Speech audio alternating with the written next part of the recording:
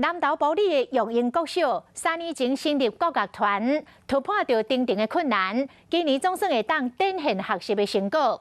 学校是真感谢议员来赞助，嘛感谢老师义务来指导。因为疫情，育英国小国乐团2个月前才恢复练习，月底会伫校庆运动会和建立亲子馆启用典礼表演。校长真感谢老师的付出。 老师来指导的部分完全都不收取钟点费，是用义务性质，甚至于是暑假也来办国乐团的营队，所以在这边非常感谢声乐团的老师们。一个国乐团需要真侪无同的乐器，佮有无同项目的师资指导，推动难度真悬。校长嘛真感谢各界的帮衬。假如能够从小培育这些孩子，那埔里一定会更热闹。所以我就从园林来指导这个学校。